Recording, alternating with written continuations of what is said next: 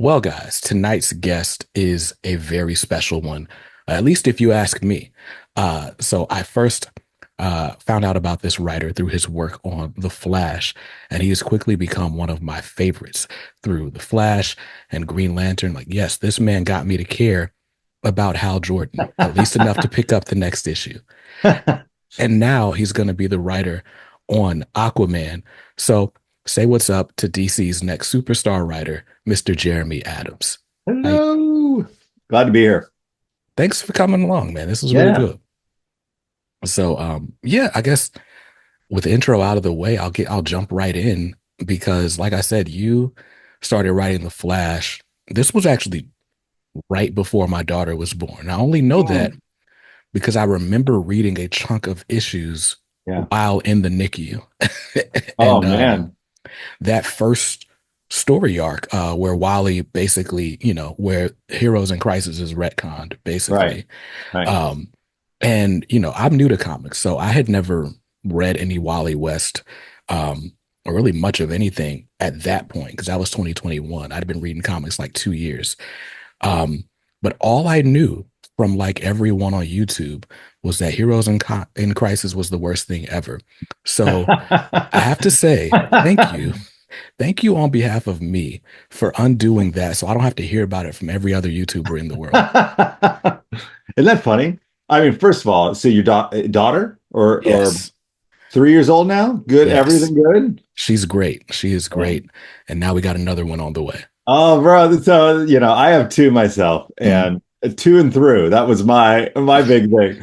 Um, yeah, it's funny. It's like when they when they told me I could do the Flash, I was like, oh, I'm just gonna kind of do Doctor Who, but I knew what the elephant in the room was. Mhm. I knew that people were really mad about him as a murderer, and continuity was really shaky and weird, and it's really, it's funny. I'm different than most people. A lot of people just hate Heroes in Crisis, but I really like Tom King's work, and I understood what he was trying to do. And Mhm. even he says that like that ending was like kind of changed midstream or whatever. Mhm. Uh, but whatever. I was like, I'm going to change this thing, and and because to me, I was like, I'm gonna put this in the context of him being a hero, and I really wanted to push into who this character was, and nobody knew who I was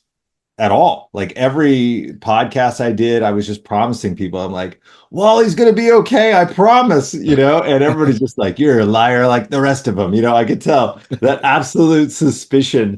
But I'm trying to think when it changed because I feel like the tide in terms of people really just kind of like the way the vibe was. People Mhm. were like liking it. They were getting excited about it. But somewhere after the Amethyst Eclipso arc, Mhm. that's when it kind of broke open where people were like, all right, you weren't lying, like you're doing it, and I was Right. like, oh, thanks, and started bringing in other characters and playing with the kids and stuff. But I mean, honestly, I think the suspicion level was so high, if the way I recall it, it was like people were like, yeah, sure, all the comments were like, well, for now. Right.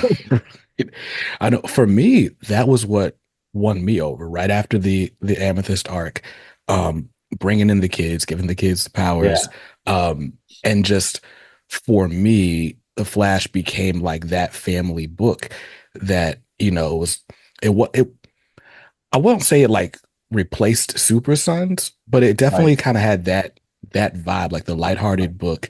I think even in the same token, right? Like and I guess this over the years I've kind of been broken from like just looking to YouTube for recommendations. But I remember like at the time it was like, okay, all these people that are complaining about like whether it's, conservative values or whatever the thing might Right. have been, I'm like, all of this stuff that you say is not in comics, it's in this Flash book, Right, and right. nobody's talking about it. Like, And it was funny because it's like I think comics should be all sorts of things. hmm And I was definitely like trying to make this a book that's like a safe haven. hmm And I've talked to retailers like I want you to be able to like and they would tell me after a while, they're like, I know that it doesn't matter who you are, what age you are. I can say, go read the Flash Right. because it doesn't matter where you are on whatever spectrum. You can just read it and have a good time. And that's kind of, I think there should be more spots for that. That's what Super Sons was, Mhm. obviously. And I'm such a huge fan of Super Sons. It's when I wrote the movie, I was like, that was top of mind. It's something, even though there's a couple bad words, which my daughter was like, why did they say some bad words? I'm like, that's not my fault. Right. I mean, anyways, but yeah, I'm glad that that happened. It's definitely, it's weird though. The Flash started becoming, I was kind of morphing it into this like Fantastic Four Mhm. Incredibles thing when they asked me to step off of it. And then there was just a totally new dynamic, which was Green Lantern, which is far more serialized and far more soap opery, I guess. And then trying to, you know, Green Lantern has a lot of rules and mythology that it's much harder to get steeped in. So I don't get steeped in, I just blow everything up and then I can start over. Right. Yeah, and it's funny because, like I said, I mean, I was coming from like no experience with the Flash to okay, I like Yeah. this Wally West guy. Like, if all of his books are like this, let me go check out the Mark Wade or like Jeff Johns stuff, see what Yeah. they've got going on. I've still yet to do that because Yeah. life, but Yeah, no, totally. I mean, there's just so much to read, right? right. And I mean, especially with Jeff. I mean, I was lucky because when I was reading Green Lantern, I was reading his book and Tomasi's Green Lantern Corps. And that was right before my first credit on television, the Green Lantern, the animated series. So I had like a leg up on that stuff. Mm, But then, it's been several years since Hal Jordan has, a book is centered around Hal Jordan. And it was funny. The immediate people are like, oh, why does it have to be Hal? Why can't it be Kyle? That kind of thing. mhm, And I just laugh because when I see moments like that, I'm like, okay, so my job is to make you like Hal. Like mhm, that's the goal. And I don't know if I succeeded, but I definitely started, I don't know, just trying to get in the inner life of these characters a little bit. And then just make this kind of sweeping, you know, Star Wars thing going on in space. right. And then Zermanico, like I can't even tell you, he just sent me a bunch of art for I think issue 19 or 18 or 19. And I'm just like, this is crazy. He's such a good artist. And Yeah. it's an embarrassment of riches for me to be able to have somebody to partner with like that. And I've been lucky a great deal, even when in the Flash with Fernando and Amon K and all the people I've worked with. I've always felt like they've done such an incredible job, especially from somebody like me who I can't draw anything. I can't draw a straight line. Right. So No, it's true. You have had some amazing artists. yeah, I know for me, and I won't say I was one of those voices. I wasn't like, oh, why does it have to be Hal? right. But one of the first reviews on my channel actually was me reviewing Green Lantern Rebirth. Because my whole thing was like, I don't particularly care, not even just about Hal, but about Green Lantern outside of like Sure. John Stewart for the animated stuff. Yeah. Um, but like, just don't care. And I Yeah. knew going into it that the thesis of Green Lantern Rebirth is that Hal's the greatest lantern to ever do it. Right, And right. and I kind of come out of it like I don't know. I mean, I guess he's fine. Like, Ah, yeah, yeah, you yeah, yeah, know, but it's yeah, like what everybody in that book says he's the best. So who's going to yeah. dispute that? I'm not here to dispute it. Right. Um, but and then just before your run, we had the Jeff Thorne run, which Yeah, kind of had Hal on the sidelines. And so yeah. you're right. Some Like, people hammer the Jeff Thorne run a lot, and I actually really enjoyed it. I read it in one sitting, mhm, and it was kind of this cool high concept sci-fi story that I thought was really cool. I right, think that, if there was going to be a criticism, and I don't lobby criticism to anybody because who am I? But right, like, I think it was like it's telling this epic sci-fi story that probably is better read altogether. hmm And I think it's like the Green Lantern of it. hmm I think there's less Green Lantern stuff happening. It's more John Stewart's doing his thing, Joe's doing her thing. A lot of them are sidelined and stuff. But I think, fans are fans and they're like, I want to see constructs and, and so right, right. And I think, I mean, because he's on record saying that was basically everything that we saw was just act one of what he had planned. I could believe it. It felt the only thing I can compare it to is kind of Dune. Mm, It was this yeah, big thing, yeah, and this environment with comics. I don't think there's enough time. Like, it's once a month, and it used to be that you could there'd be enough sales that you could roll that for a while. And I right, just feel like it feels like when you talk about movies that are like, well, it failed the opening weekend, it's dead, and you're just right, like, we'll give it some time. right. It's been 1 week. Yeah. But yeah, so with that, this was basically my first Hal Jordan book. Oh, cool. Um, and so for me, again, it was like, all right, let's see if this guy makes me care. Right. And for a second, I was like, eh. Like I read Yeah. the first issue and I was like, I think the problem for me is not even so much like it's not anyone's writing in particular. It's just who Hal is as a character. Yeah. Just like feels so anti. Like, how do I put this? Right. So for the audience listening, you know this already, right? But I'm a black kid, right? And so like me growing up as a minority, there are certain things you just learn like super early because you don't have like the opportunity to like make mistakes, right? And the biggest of those things is respect for authority. Right. And so it's like there's no like talking back at the police officer or like whatever, bucking up against the system. So in my criticism of issue one, I'm like, uh, this movie or this comic reminds me of Top Gun.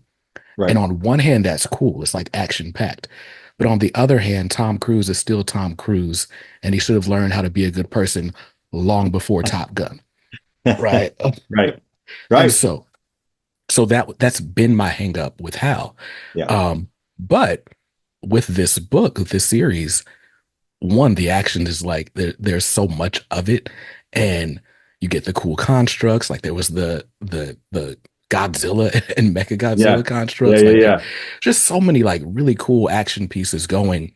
And then there's that heart. I think maybe issue four, Wally makes an appearance, and There. and Yeah. Yeah. or Barry and uh Hal is like kind of lets his guard or becomes vulnerable for a second, and he's Right. just talking about how like he lost Carol and he's not really like trying to get her back. Like he wants her to go be happy. And I'm like, oh, this guy does know empathy. This guy does know how to Right. be a good person. Right. And then that was enough to hook me in. Like, okay, well, let's see if he learns his lesson. Let's see like how things Right. go. And we're kind of still on this journey, 15 issues later. Yeah. Um, but that was my thing. It was like, okay, even with gosh, not to spoil this whole storyline, but even with Carol, it's like, as the Yeah. series opens up, Carol's with someone else, Yeah. and it's like, okay, is she gonna do that thing where she wants to be with the bad guy just because he's the bad guy or the bad boy, right? And it's Right. like, well, let's see how this plays out.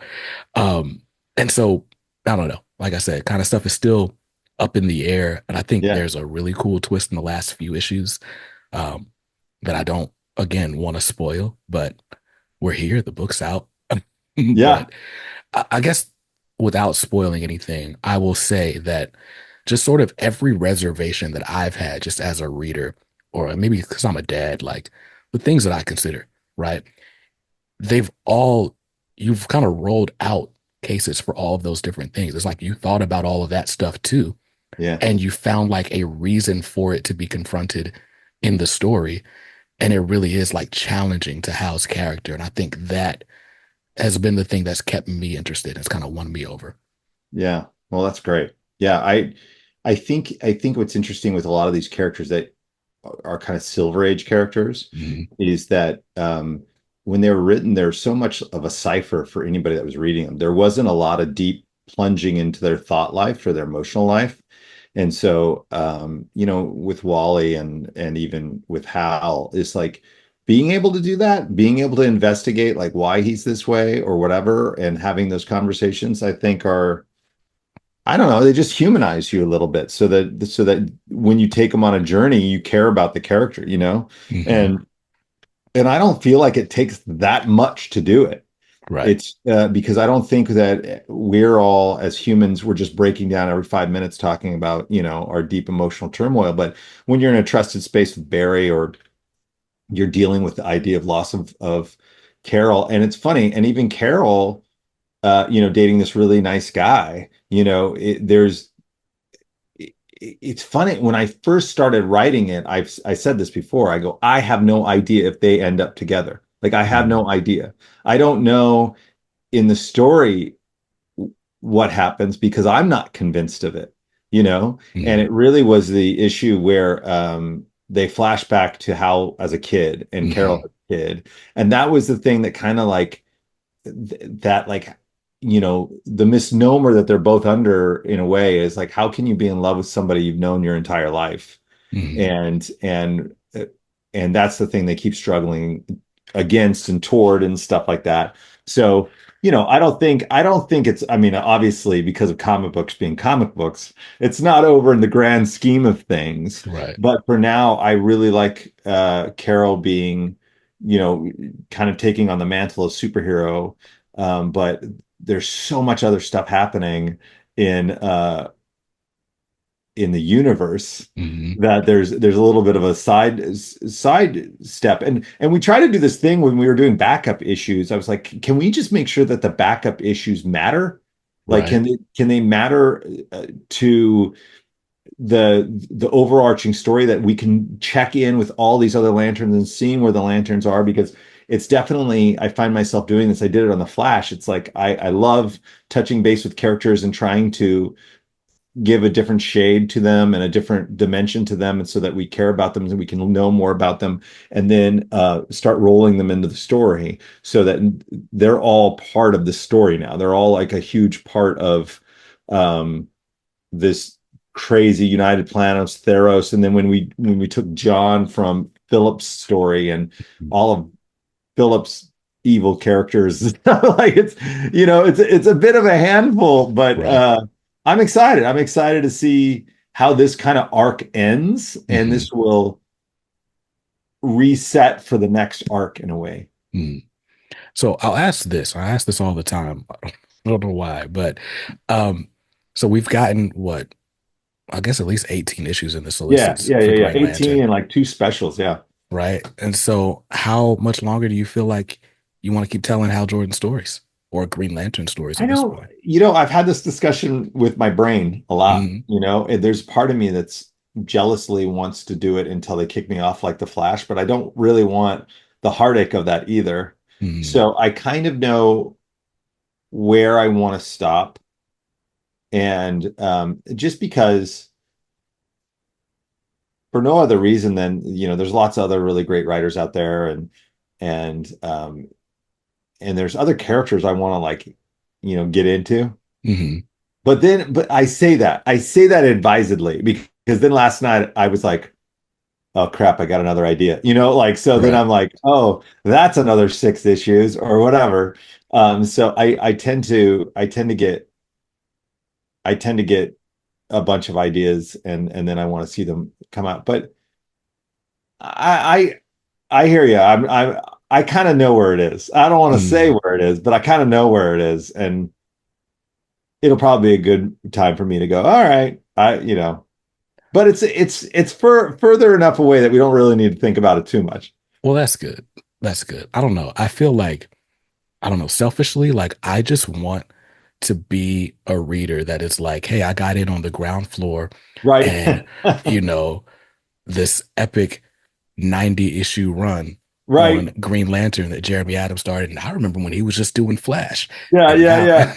Well, and I I, mean, like I said, I would love to do that. I also just think that the way that the business is, I don't think, I could be wrong, but I don't think anybody gets that long of a tenure anymore. You mm, know, it's yeah, like they have to refresh the book just because they have to bump it with a one, yeah, or yeah. whatever. And what do I know? Literally, I don't know. But I'm just saying that, like, if I keep doing really good, really interesting ideas, I'm going to keep doing it. But Mm, I have a long string of ideas I want to do now. There are a bunch of other characters I would love to get my grubby little paws on, though. mm. So, um, you know, And And it seems like that's happening, right? Like, so I do want to take a little bit of a step back, right? Because you Yeah. said you had like an unconventional entry into comics. And I can see behind you, right? There's a bunch of stuff that some stuff that you've worked on, some stuff looks like you're Yeah. just a fan of. Yeah. That is an amazing button collection. The Batman Oh my buttons. gosh. So all these, my wife wonderfully, all those in 1989, I was wearing every one of those buttons. I probably had more. Like Mm, the Batman '89 fever was hitting me hard, and I had all those on this jacket mm, that I wore all the time. And then I just, I put them in something. My wife put them in a shadow box for me. It always mm. reminds me that it's the thing that I literally go back to over and over again. Is 8-year-old Jeremy is like, dude, this is it. Like you're doing what you've always dreamed and never thought you could, Right, And it's really it's such a humbling and strange experience to be doing it. I mean, I don't know how other way to talk about it. It's like I've done all these animated things and movies and stuff, and I really, really love it. And they pay much better. But um, with animation, it's like you write something and it's like 2 years later before you see it. right, And there's an immediacy to comics that I really, really enjoy. And I really enjoy that there are less people trying to dilute whatever creativity you're trying to put into something, which is great. But I've lived with these characters in my head for so stinking long that it's been a joy to be able to, you know, write. But yeah, these are sure. all you can see stuff. Alan Burnett had signed this one for me. Alan Burnett was one of the writers on Batman the Animated Series and Mm, just incredible guy.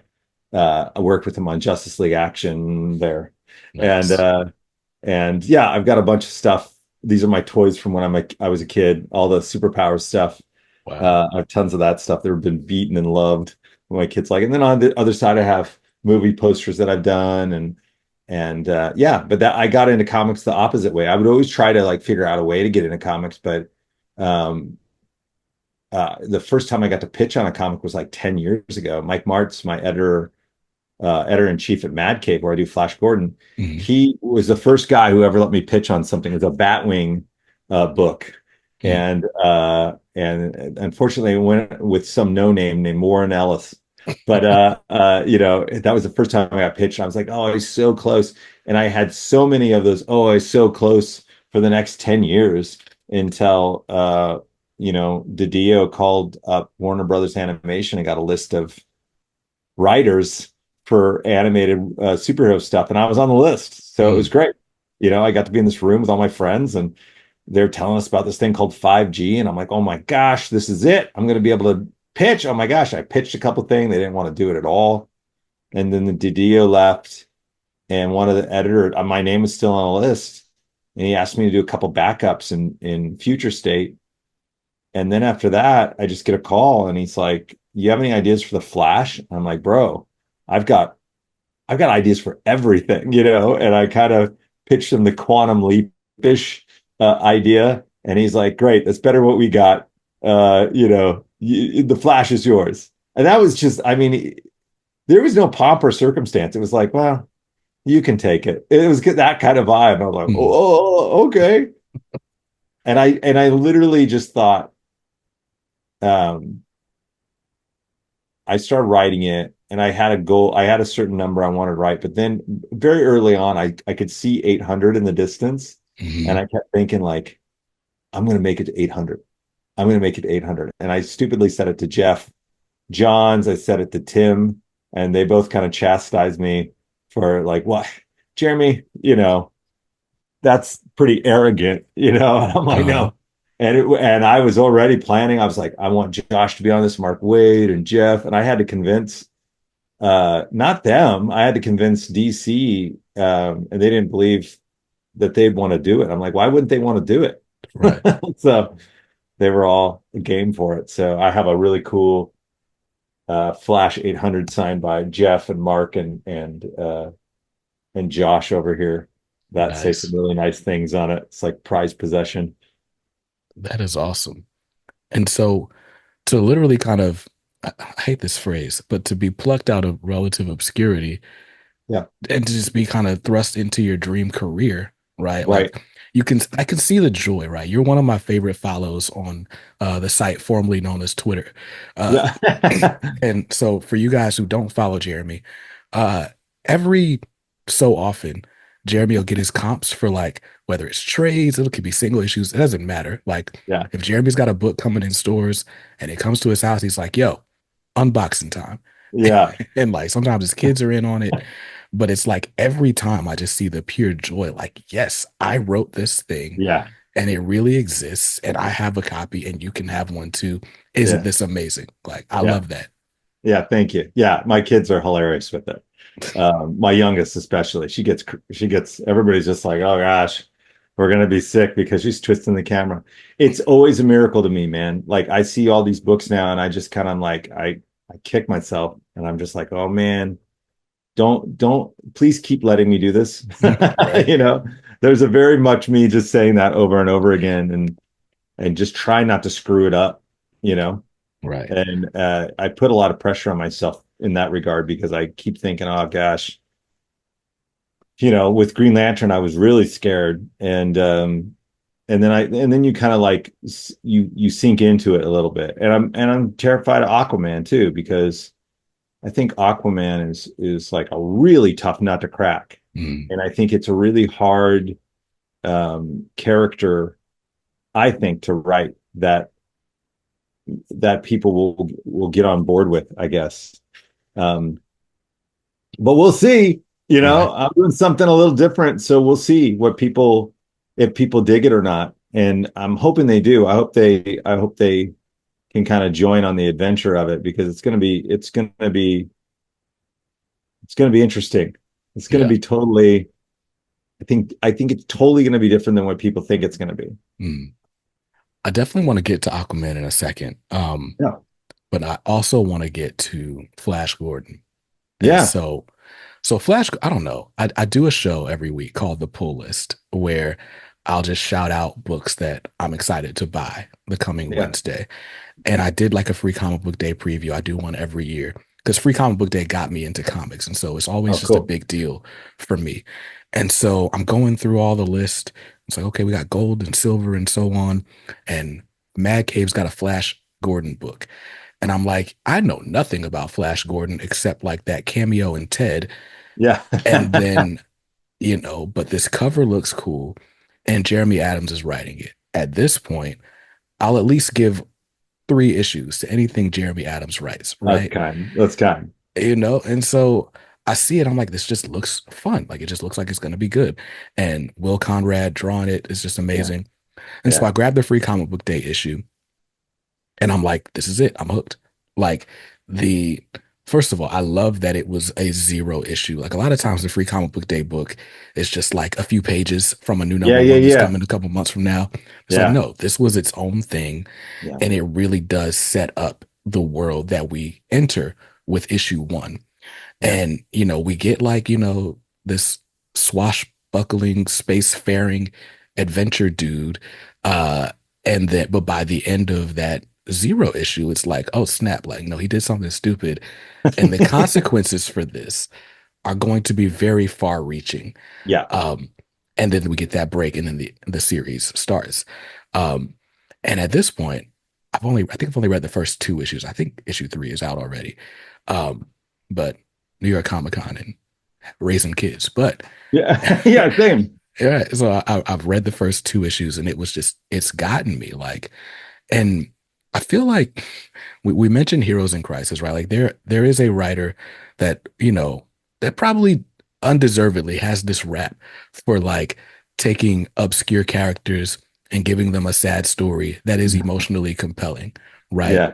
And I feel like if there is a stick for you right now, it's taking characters who maybe aren't just obscure, but haven't gotten their just due in a while and just giving them stories that just make them feel like they're the most exciting versions of themselves, Yeah. right? Like I feel like you brought the hope back to Wally West. I feel like you brought just excitement to Hal Jordan while keeping it emotionally compelling. And this Flash Gordon book really does feel like balancing the weight of almost like Star Trek, where you're kind of stepping into different worlds and Yeah. the politics of these different worlds, and you're trying to keep, everything in balance while going for what you want and desire as well.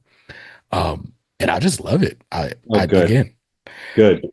what, That's fun. That is a fun book to just sit down and it can go anywhere, you know. I kind of right? know the direction it's at, and that, it's so funny. It's just so funny because I oftentimes, with me anyways, a lot of the big story points come out of some sort of weird editorial note that's Mhm. like, we don't really want to say Mongo or whatever. And I'm like, I'm not going to track that. Then I'm going to just blow up Mongo. Like, and same thing with Green Lantern. Somebody was like, oh, this mythology, I can't wait to see it. And I was like, uh-oh, I don't think I know as much about this mythology as I thought I did. And then Mhm. I was like, yeah, we got to tear it all down because I can't, I'm just stupid and I'll screw it up. And it's a way to also just get away from the norm, in a Mhm. way. But with Flash, it's interesting because people have like a weirdly subconscious knowledge of him in a Mhm. way. It's like you said, the TED, or when I was growing up, the old movie was big, but it was just like, again, it was like a lot of the Silver Age I talk about, even though it predates that. But there were these square jawed heroes that just saved the day. And you don't know much beyond that. You don't know Mhm. much deeper than that. And so to do something so crazy with him, and then the fallout of that will start, showing up a lot more in his daily life. But I also am keenly aware that I'm writing, I like superheroes. I like heroes. Mhm. I like to give people chances of redemption. I don't like to be sad. There's a reason I don't spend my time watching a lot of drama because I Mhm. don't like it. I got Right. enough in my own life. I want to watch comedies, I want to watch action movies, I want to see redemption, I want to see people come back from the brink because that's the stuff that keeps me motivated and makes me excited, and that's what I love. And so giving these characters those chances um, is really fun, really, really fun. And with Flash Gordon, just being able, because they've done a lot of, there's not been a lot of Flash Gordon comic books in the past that Mhm. I didn't know about. And so you never know if it's gonna break through a little bit. Um, but and really, there comes a point where you're thinking about it in terms of like, oh, I hope people read it. But then there's a point where you're just like, I don't care. I'm having fun writing it.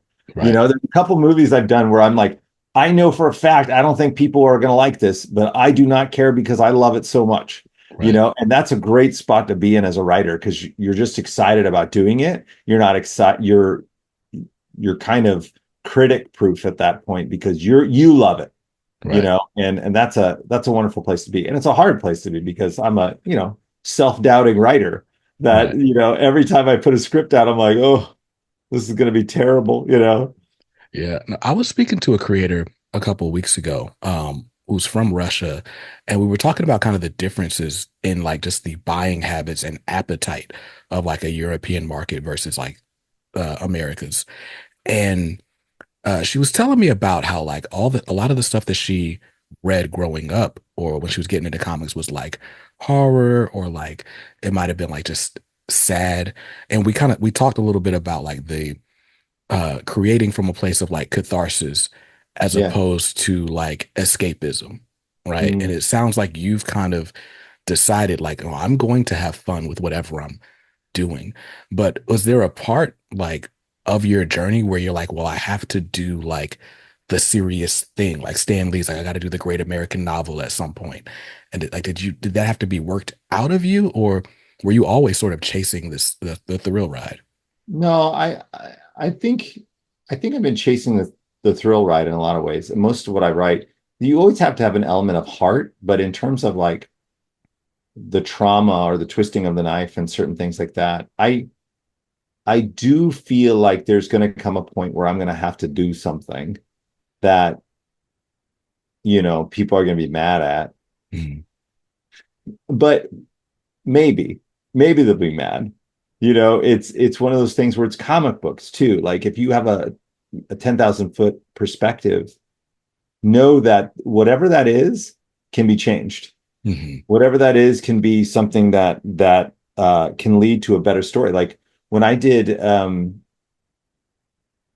even when I was doing Green Lantern, the note from above was, well, just write a note saying that everything's changed, everything went back to normal from Jeff Thorne's run. And I was like, I can't do that. I'm a nerd.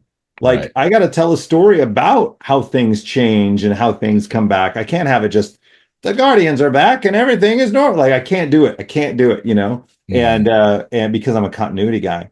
But in terms of the other stuff, I mean, there's so many stories at this point and ideas and stuff I have in my head. I have too many that I'll never be able to put out, which stinks in some ways. But um, there are more serious stuff I would like to do. There's much more serious stuff I would like to do. But getting the opportunity to be paid to do it is a different scenario. I Right. mean, there's a couple of DC things that I really, really, really, really want to do. And one of them has a very like sad, element to it, but in a heroic sense, sad. Hmm. And I don't think I'm not a nihilist, I'm not a deconstructionist. I'm not going to be somebody that sadness doesn't just happen for a reason. I think about something like Braveheart. It's like it's an unbelievably sad, Hmm. but it's also just, you want to grab a sword and fight injustice at the end. Right. So I always think about the meaning of that. Like I just don't want to leave people just feeling sad for sad's sake. I'm not the movie Seven. That's not who I am. And I don't need to be that. You know what I mean? Hmm. Um, but who knows? Maybe someday I'll be like, what's in the box? And it's the head of Captain Adam. No, just kidding. My wife refuses to watch that movie. I don't know. We're just talking about it in passing, and I'm like, "Oh yeah, it's a serial killer, seven deadly sins," you know. And she's like, "Well, Yeah. you spoiled the movie." I'm like, "What? That does not spoil Yeah, that totally. movie." But she's like, "No, I'm never watching it. You already spoiled it." That's funny. I saw it as a double feature in college with this movie called Once Were Warriors, Mm. which is just heart-wrenching movie, just a heart-wrenching movie. And both of those was just like a double feature of like, oh, I felt my mental health was not great after Right, that. right. Yeah, we watched that movie. It was 10th grade civics class. We had taken final Wow. exams, and there was nothing left to do for the last few days of school. And my teacher's like, "Yeah, we're gonna watch this." Like, What? They let you watch it in school? I don't know if they, Wow. I don't know if they let us. I think that Ah! teacher just decided we were gonna watch it. That's intense. It's crazy. Yeah, that Uh, is crazy. and so uh, we missed each other at New York Comic Con. Yeah. We've got a mutual friend, my man Trevor. Shout out to Trevor Fernandez Linkevich. Good old TFL. But I'm walking the floor of New York Comic Con, and he's like, "Hey, while we're here, like at some point this weekend, I want to introduce you to Jeremy Adams." And I'm like, "Hey, works for me," because I was Yeah. planning on meeting him anyway. And then I didn't see Trevor again until the last night of the convention. Hilarious. And so, but I passed by your table a couple of times and you also weren't there. But there was one Yeah. time I passed by and I'm like, oh, wait, he's at that panel where they're announcing that he's writing Aquaman. Yeah. So, how does that feel? Yeah, it's weird, man.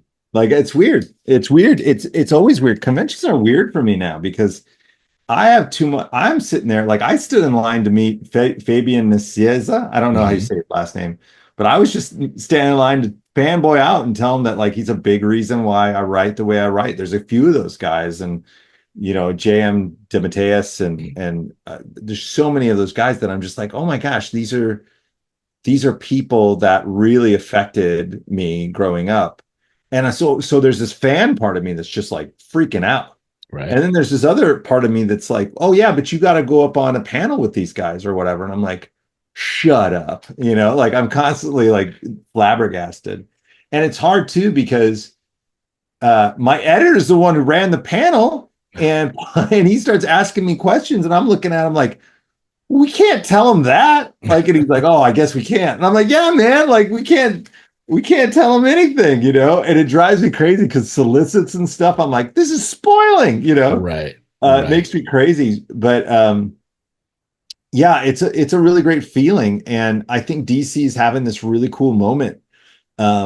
not just with the absolute stuff, married to kind of the all-in stuff, but you have James Gunn doing the DC movies, and I feel like everybody's really trying to like, has each other's backs Hmm. and is like trying to get the word out and really trying to promote the books from within, which is really fun. And I'm enjoying the heck out of it. Like I said, Aquaman, I got to meet John Timms, who's the artist on Aquaman, and I had never met him. And just like the sweetest guy in the universe. And I think that even he, after the panel, was like, he was amped. He's like, we can go crazy. I'm like, oh, Right. okay. So it's very inspiring. It's very challenging because you're also slightly competitive. So you're kind of like, oh, I gotta up my game. Look at what these people are putting out there, really Yeah. amazing things. Yeah, no, it's funny. You're right. Like I have not seen a buzz like this around DC since I started reading comics. There's been quite a few like sort of starts and stops, like with the whole dawn of DC, Yeah, and then Night Terrors kind of yeah, popped that balloon, yeah, and then little did we know this whole time this all in and absolute stuff was brewing. yeah. And so now it feels like DC is having a moment. I have never seen so many tweets that begin with, I read this book. It's amazing, Yeah. like, and Yeah, it's it's such a good feeling. And I'm such a comic fan. Like right now, I mean, at Marvel, which I love Marvel, but it's really impenetrable for me right now to really figure out the reading order or like how to like, okay, but what's does this book go in between this book? Like I'm not sure, right. I'm not sure of anything anymore. Yeah. I don't know where we are in the universe, and I've tried to follow it because I have Marvel Unlimited, Hmm. and there's a lot of stuff I read, but I'm sure they're going to figure it out, and maybe I'm just being dense. But in the meantime, I'm on this journey with these people that are really, rah rah, and we are all just like really pushing forward and trying to have fun. And what DC to me is supposed to be this kind of like beacon of hope and larger than life characters, and it's really fun. In fact, today I just read Justice League Unlimited by Mark Waid, and I was just like, this is so much fun. This is such a fun book, and Mark Waid obviously is no slouch to this stuff. With Dan Mora's art, you're just Right. like, you can't go wrong, man. I'm jealous. I'm jealous. It's okay. You can send it to me. I won't tell Oh anyone. yeah, yeah, yeah. I want Uh, to all get in trouble. it's just the whole internet here. Yeah, yeah, yeah, But yeah, no, it really does feel like everyone at DC is kind of pushing in the same direction, and yeah, and it shows. Um, and we're getting all these books. Like I don't even want to. I'm supposed to be doing a video about like my most anticipated titles for November. I'm yeah. dreading making that list. So I'm gonna have to cut the list at five. Knowing me, I'll probably put in like seven. Right. Uh, Honorable mention. Yeah, yeah, right, right. First runner up, second runner up, yeah, yeah, third winner. But yeah. it's like there's just so much stuff coming out. We got Yeah, this question book coming, yeah. Renee Montoya's Alex book. Segura. Yeah, Looks amazing. yeah. Justice League Unlimited, like you I said. just read that. I just read the question one too, and Yeah. I thought it was great. And I like Alex though. So he's great. He did a backup in Night Terrors with Mhm. Sinestro, and he's been killing it on Dick Tracy. So His Dick Tracy is really good. yeah. Really good. So yeah, but it's just I just got these DC Finest collections. So I'm doing a Oh, video about those. oh, cool. And like it's just like I don't know, it just feels like a great time to be a Those are DC cool. fan. Those are really cool. These things like I guess they're like competing with like the Epic collections from Marvel, but I love the way the Yeah, but I spines think the line up. price point is it's slow, low, and it's like, and I'm seeing them in other places, which is Hmm. always the thing about it that's always killed me is when I grew up, comic books were everywhere, and I'm always kind of like, we got to get them back in places like Target and Walmart and where people are, and I've Right. seen those, which is it pumps me up because I'm like, Nice. oh, that's a good gateway drug, get you Right. in. Right. Because we got the those compact books are like $10. And then they've got these, they're like 40. But these Yeah, have like a huge chunk of issues in them.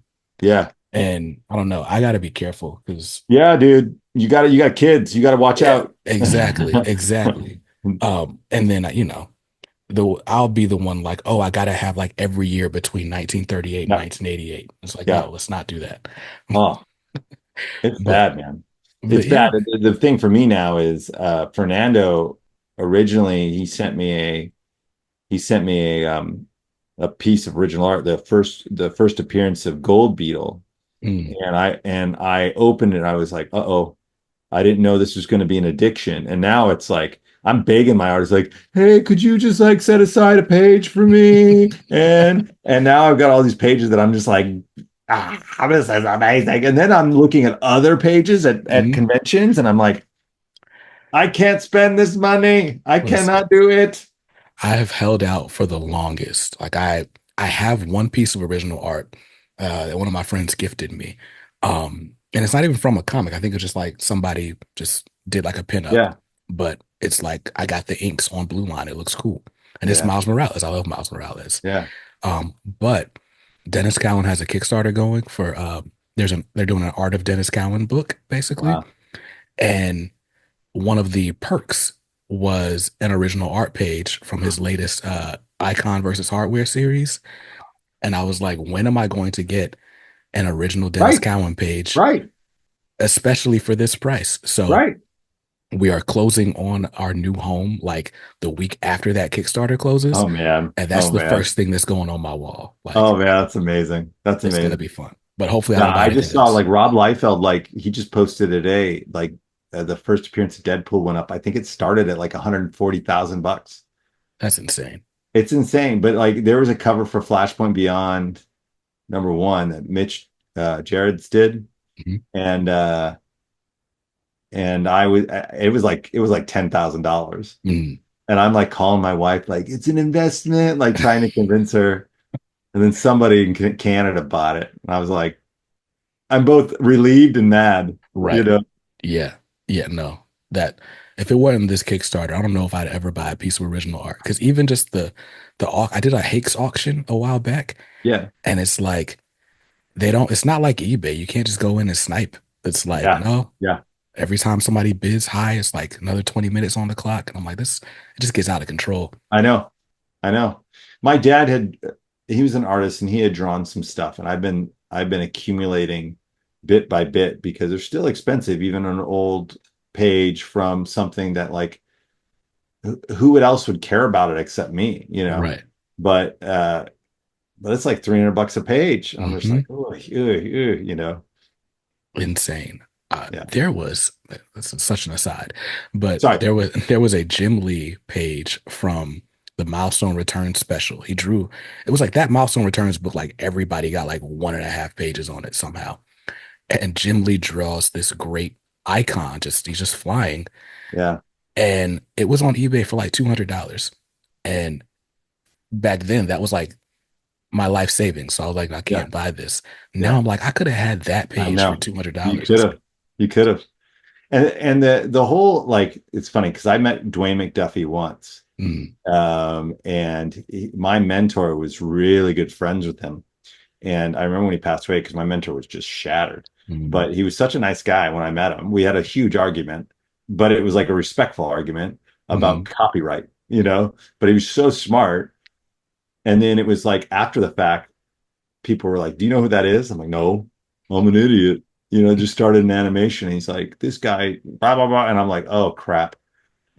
What an Yeah. awesome, he did everything. He did everything. The stuff Everything. that he did, I was reading his Justice League and, Hmm. Static, and just the fact that he was Milestone was just such a, and his wife, Charlotte, was so sweet. Like I wish I would have been able to meet, like if I would have known exactly who I was talking to, Hmm. it wouldn't have been about copyright law. It would have been like, so tell me everything about. Right. Charlotte just put up his website again. Like they kind of revamped it and put like Yeah, a bunch of old scripts and stuff up there. amazing. And so like it's just been really cool to go through those archives and read all his plans for Justice League if he hadn't got booted off. And He had a uh huge impact. Like even working with Bruce Timm, he would talk about him, and people just loved that guy. And he just was good. He was just good. Everything he touched was just so smart. right. And so, all right. Sorry, Jeremy. I hate that I took us down these rabbit Yeah, holes. yeah, yeah. But Aquaman. Yes. So you are writing Aquaman. When's issue one come out? January, I think. Nice, nice. And so what can you tell us about like sort of the starting point for this series? What? What state is Arthur So finding himself in? after absolute power, people have kind of switched. There's a lot of powers that have been kind of switched up a little bit. And so Arthur has a he has hydrokinesis. He has Mm, Amara's ability to be able to manipulate water, but he's not perfect at it yet.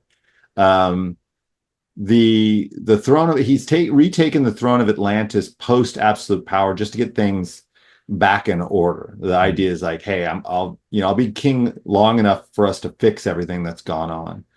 And then a water kaiju appears and everything goes absolutely bananas. That's mm. all I can tell you, you Yeah. know.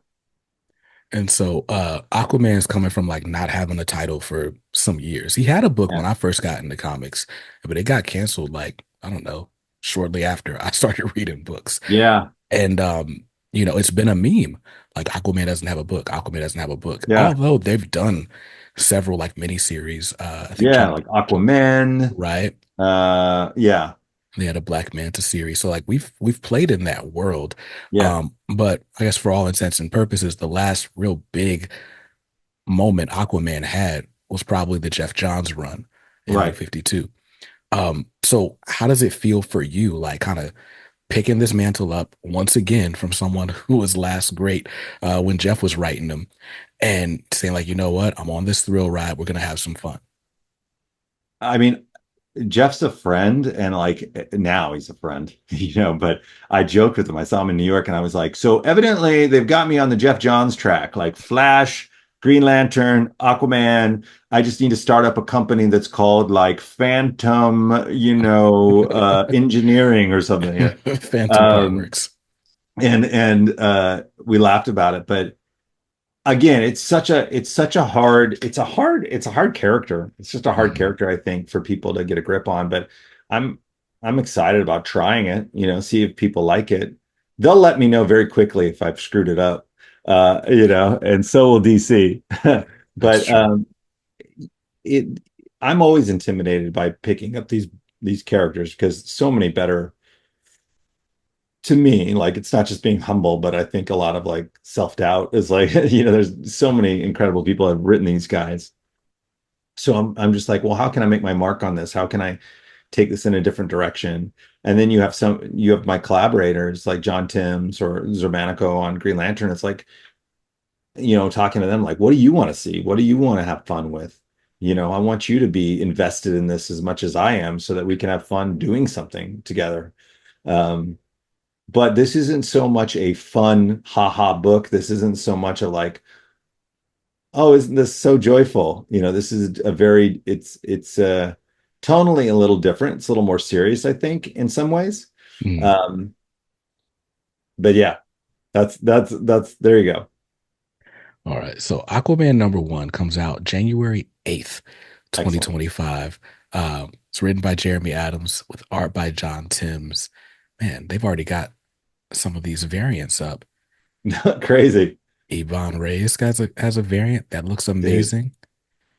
Tula Again, it's gonna be Lopez, like, oh man, I get these comps and I'm like, oh man, I got tons of comps I gotta put right? somewhere. What do you do with your comps? Do you take them to a library? Are there kids you donate them to? No, I'm not that altruistic. No, actually, I pull aside whether or not my kids are ever going to want this, but I pull aside a copy of Mm, each cover for my daughters and I put them away. okay. And then I keep a copy for myself. And the rest of them usually go to Comic Sketch Art, which are the people that send me around to different conventions and they Mm, sell them at conventions and stuff.